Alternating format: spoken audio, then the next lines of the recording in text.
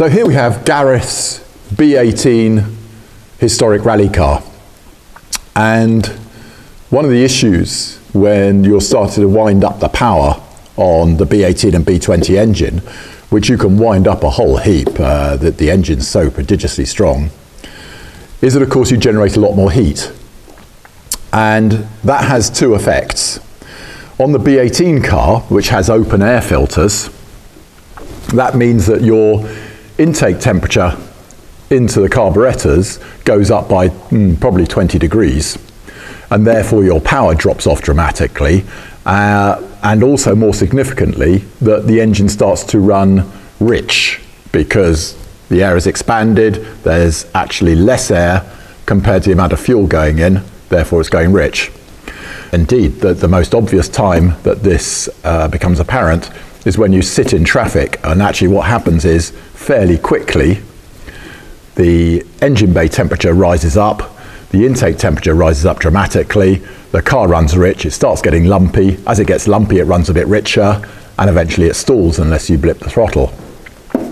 On the 2-litre car, there's a hole in the front panel here, and with that lovely panel air filter arrangement that 2-litre had, you then have a pickup that goes through and therefore drags cool air into the carburetors. So there you've got rid of 1/3 of your problem of high temperatures in the engine bay. The other problem is that with your nice 4-branch manifold, the reservoirs here get nicely heated up by all your exhaust plumbing. And therefore the fuel temperature starts to climb dramatically. And then what very often happens is you get fuel vaporization. And so actually, as you launch off the start line, you'll go about 100 meters of futting up the avenue, and enough cool fuel comes through that the carburetors work correctly, and suddenly you're back on power. Now the way you get rid of that is by beautifully louvering this bonnet so that all the hot air can dump out very easily. And the final thing we do, particularly on our long distance cars, is we'll actually step the carburetor out from the intake manifold by using a 1/2-inch Bakelite spacer here. That has two effects. One is it tries to put a bit of distance between the fuel reservoirs and the manifold, another 1/2 inch. And secondly, because you've got a longer inlet tract, it means that your torque will be improved at the expense of a little bit of throttle response, but to be honest, that's irrelevant. So the 3 tasks we'll be doing on Gareth's car is picking up cool air for the intakes, dumping hot gas out of the top of the bonnet by louvering, and spacing out from the inlet manifold. That only leaves one other major improvement, and rather than lagging your exhaust manifold, ceramic coating is the better way. It has 2 advantages. One, it is a better means of heat reduction than lagging, and the second point is that it's not going to absorb a load of fuel if some happens to spill out of the reservoirs and soak into the lagging and then ignite. So those are the 3 tasks. Those are the 4 tasks. Let's have a look about cutting the hole. Irritatingly, whereas the B20 car, which already has this hole, has a fairly plain bit of panel here. This on the B18 is contoured, so you're going to be slightly messy. But we use 68mm hole cutter in low speed. We pop a pilot, 3.5mm pilot hole through as a guide, and then we run the hole cutter through. And there is the result of our labours, and you can see the contour there. We then just clean up the edge, put some rubber trim around it, and reassemble the air filter. Okay, let's go for that. Okay, so I've cut the hole through here, and as usual we have a load of swarf remaining to be cleaned up. You can get these nice little half-moon tools. Somehow I never seem to find mine when I need it. So I'm just going to use a half-moon file and just clean up that swarf.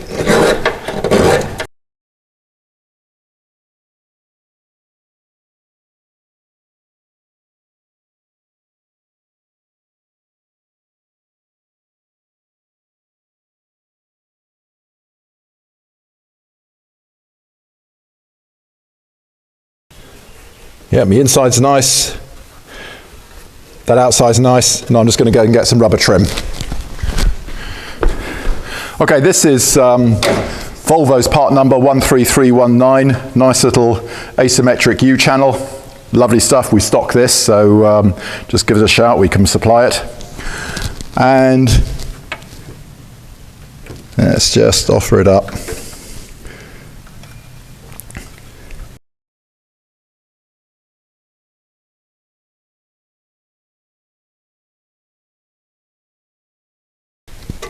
Of course, this is the cheap side of the improvement.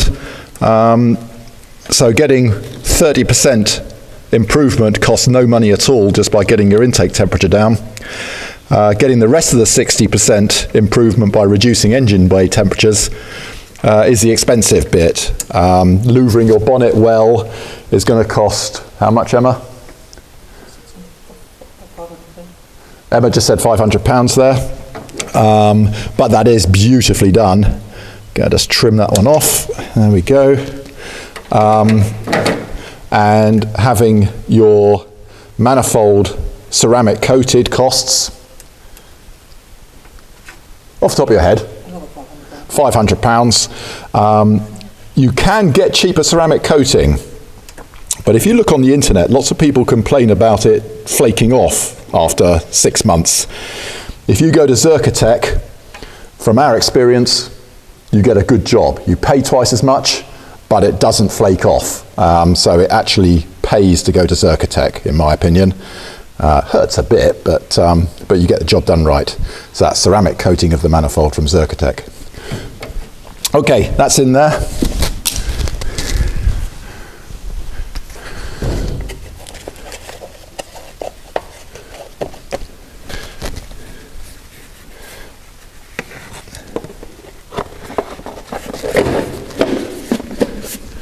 So this is a hybrid combination. Unfortunately, you can't get the Volvo airbox complete anymore.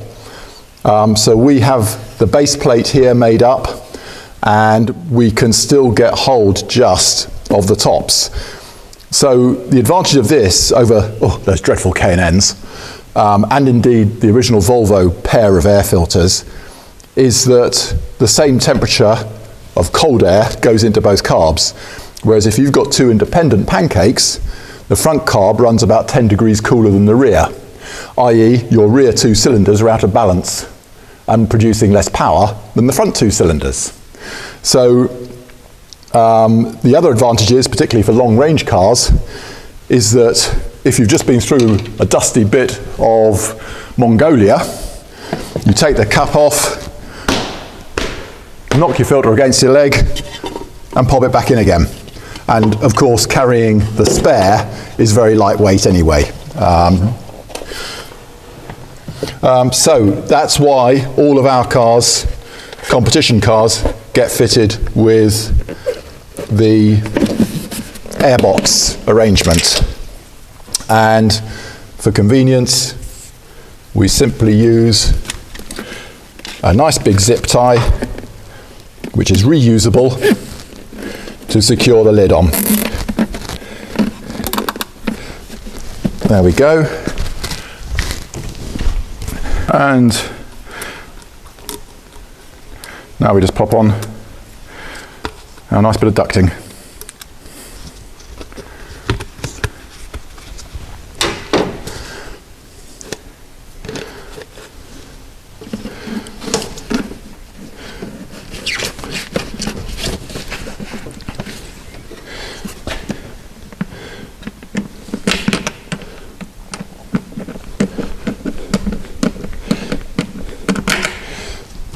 There we go, cool air pickup.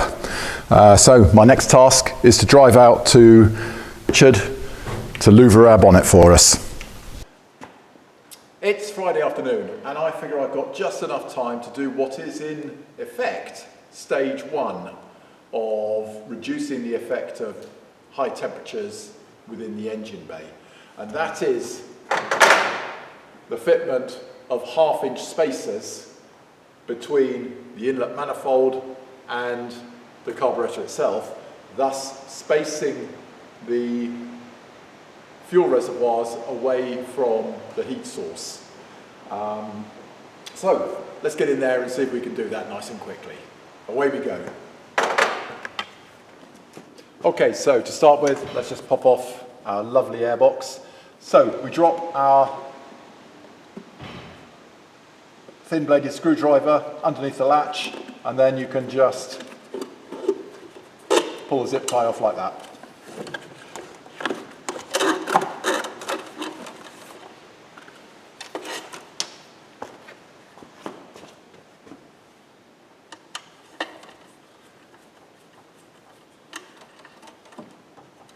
And drop the fuel hose off.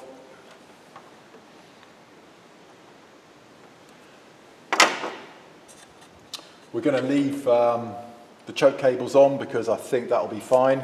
So it's off with the throttle return springs.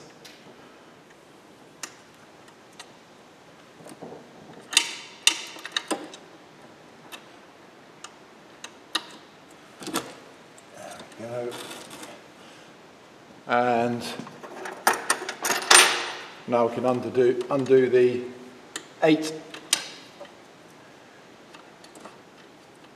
1/2-inch nuts that secure the carburetor to the manifold.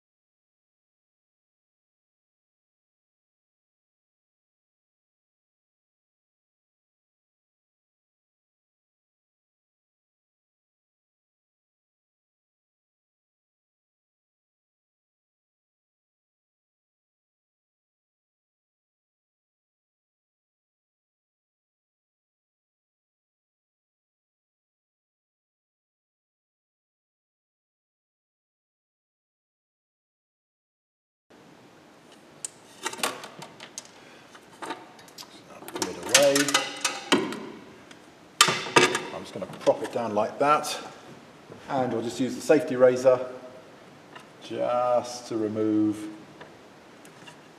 the remaining gasket material.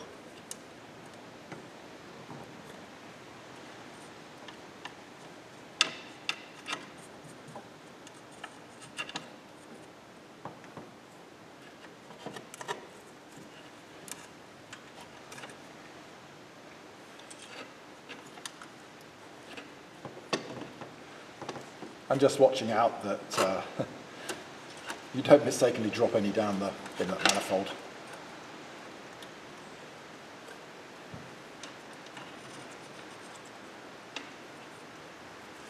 Now we can draw that out of the way.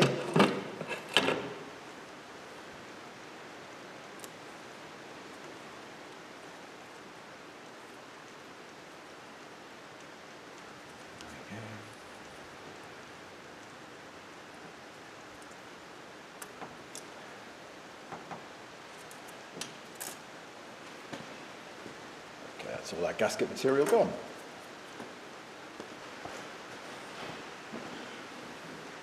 Okay, if you're not that bothered about keeping the studs for later, we can use this Sykes Pick-a-Vant tool for removing the studs. If, however, you want to keep them later, then what you do is you wind on one of the 1/2-inch nuts,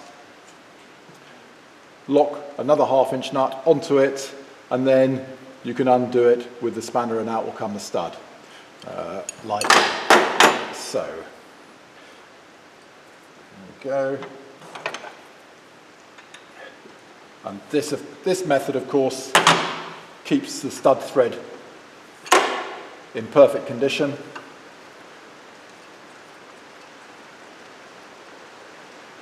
Like so. But I don't plan to use these studs again, so I'm going to actually use the slightly quicker method of the stud remover.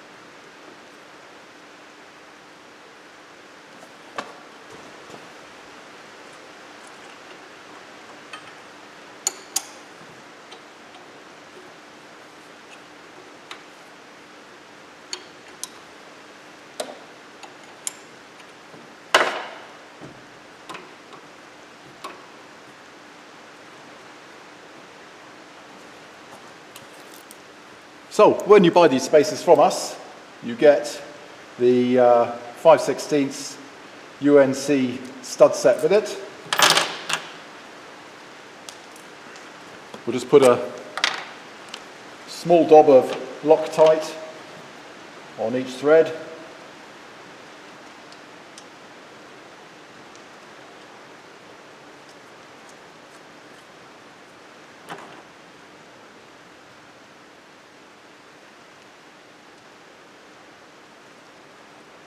And screw them in finger tight.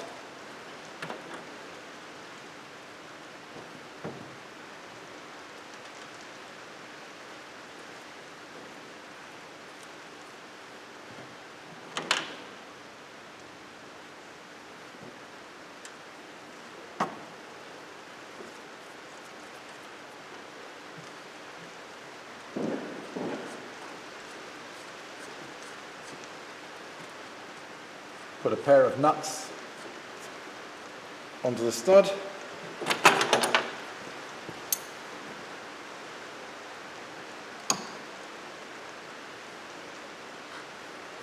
Nip them up, tighten up on the inboard nut until it releases from the outer nut, and then move to the next stud.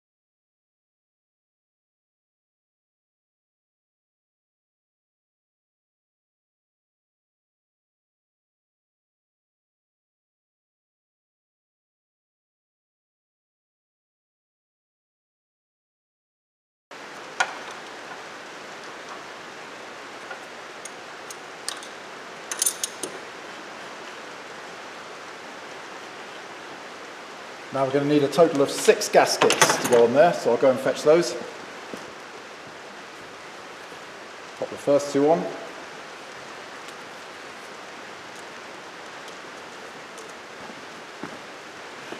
Then goes on the heat shield, so that's what protects the fuel reservoirs.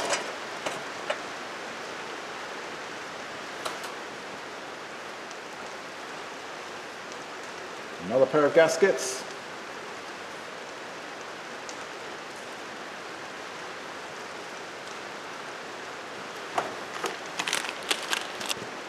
And the spacers. And the final pair of gaskets.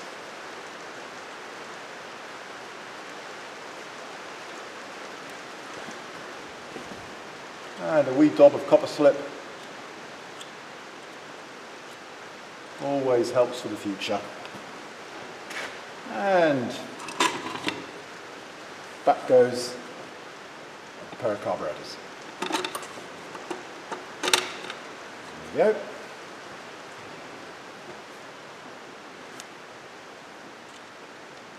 Put that first nut on, this top forward nut on first, because this little boss where the dashpot screw goes in can often foul it, so you often have to pull it slightly back to get the nut on, and then you can, then it all seats nicely. So always start with the top forward nut. You'll notice we don't use washers, just as Volvo never did, neither do we.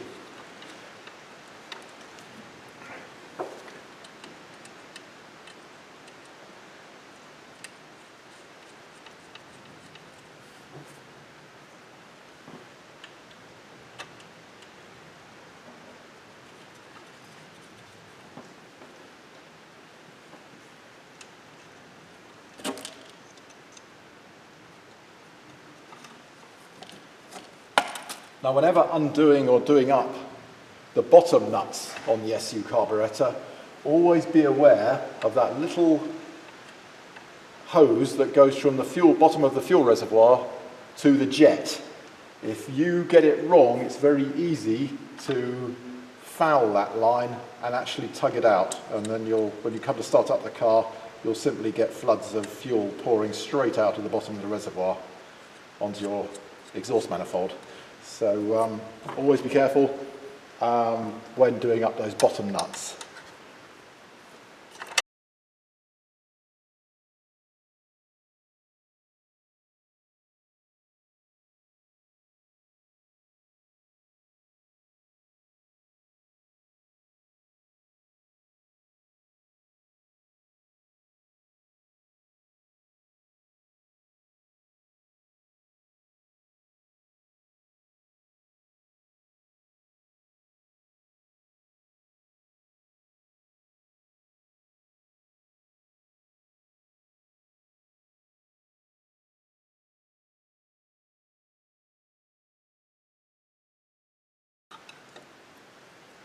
Go, just finally just a little nip to make sure the bottom ones are happy.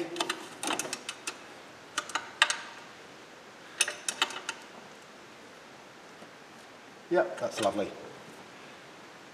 And check that your steering doesn't foul on the back end of the airbox, which it doesn't. Well, there we go. We now have stage 1 and stage 2 of trying to reduce the temperature at the carburetors. So we have a heat shield in position, we have a 1/2-inch spacer to try and set it out from the heat source of your 4-branch manifold, we have a single air box, and that single air box is picking up air from a cold air source.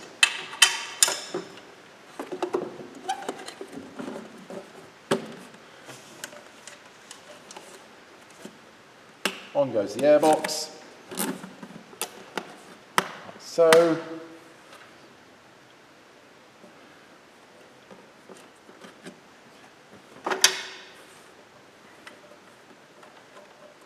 Back on with the fuel hose. That's all good. and we're ready to go again. So, we've done 2 stages here.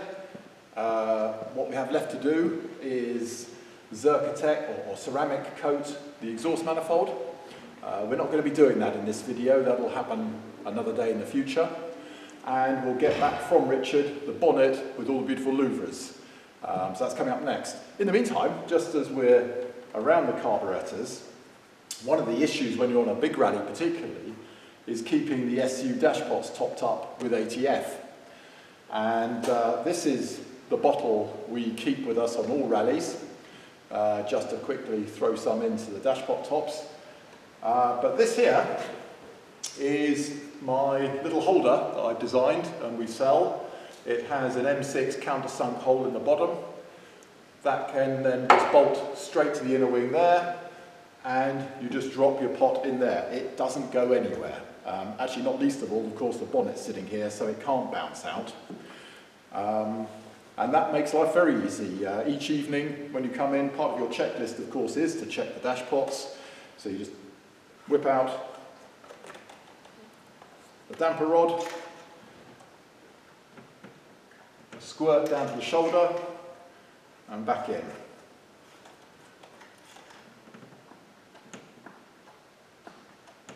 There we go. And then back into its holder.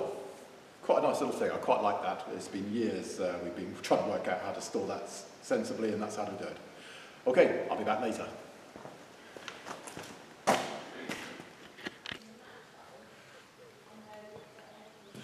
And here is our beautiful louvered bonnet from Richard. He's done a cracking job as usual. I apologise for our paint job, that's just a quick make it blue splash over in readiness for next weekend's rally. And then Gareth's going to get his good paint man to make the job look good.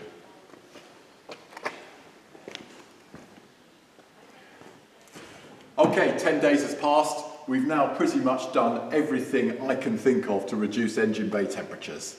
We've spaced out the carburetors, we've made sure the good heat shield's in there. We're picking up cold air from in front of the radiator. We're delivering the same temperature air to both carburetors. And now we've got Richard's beautifully louvered bonnet here, which is really the big dump of hot air to keep the engine bay cool. Now there's one aspect that I haven't actually mentioned which we consider very important. Obviously when you're racing, we all like to get the maximum power, and the fan blade goes and we put an electric fan. But for rallying, it's a different kettle of fish. We really aren't that bothered about maintaining high-end, high-rev maximum power. And therefore, we fit the 5-blade asymmetric fan, which is massively good cooling, far more efficient than any electric we've seen, but also, of course, keeps the air churning in here, rather than allowing it to build up, which the electric fan, when switched off, will allow yet more heat to build up here. So this is actually another aspect of keeping engine bay temperatures down. 5-blade asymmetric fan. That's it. Gareth and I are competing in 10 days' time. We'll see what improvement we've made, because certainly the last few events we've done, we have been struggling on fuel vaporization. Thank you very much.